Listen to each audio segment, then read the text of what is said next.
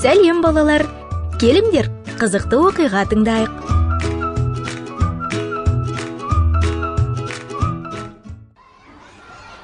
Мәсіхшілердің мектеп-интернатында барлық балалар толу мейрамында үйлеріне қайтты.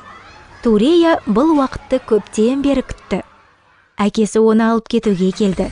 Екеуі үйге дейін ұзақ уақыт бойы көлікпен келе жатты. Турея болса көп ойланды.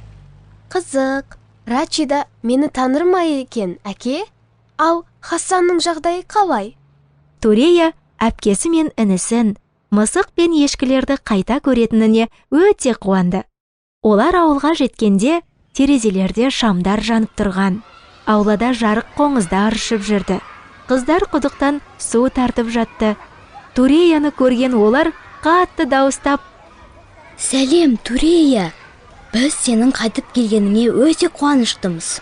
Қалың қалай? Өз мектебің туралы бізге айтып берші. Жарайды, бірақ қазір кеш батып кетті. Ертең келіңдер. Мен сендерге барлығын айтып беремін. Анасы Туреяға оның сүйікті асын әзірледі. Олар бір-біріне көп нәрсені айтқысы келді. Туреяның үйге келмегеніне көп уақыт болса да, мұнда бәрі сол қалпында қалды. Тек бірдеңе ерекше болды. Бұл туралы Турея ұйықтар алдында төсегінде ойлады. Сол уақытта толу мейрамы еді, бірақ оны ауылда ешкім тойлаған жоқ. Мұнда Туреядан басқа ешкім Исаны жақсы көрмеді. Ол толу мейрамын тойлағысы келді, бірақ қалай екенін білмеді. Мен не істеу керектігін түсіндім. Ертең мен ерте тұрып, киелі кітапты оқуға барамын. Ол дәл солай істеді. Таңертең ерте үйден үнсіз шығып, бір төбеге көтерілді.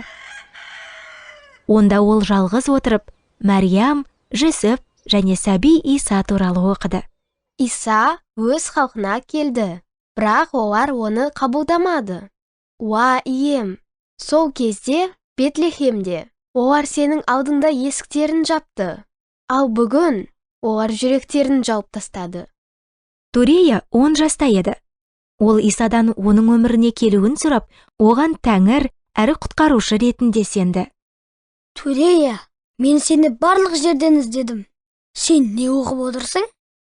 Енді ол не істеу керек? Бауырына киелі кітаптағы оқиғаны айтып берсе, не болады екен?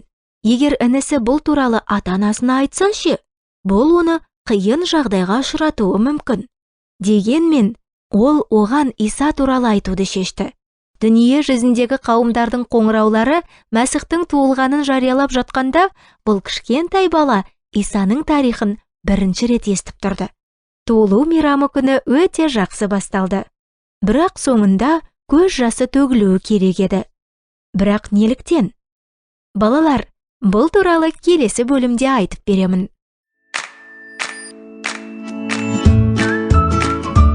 Жақында кездескенше балалар, менің атым Әлия.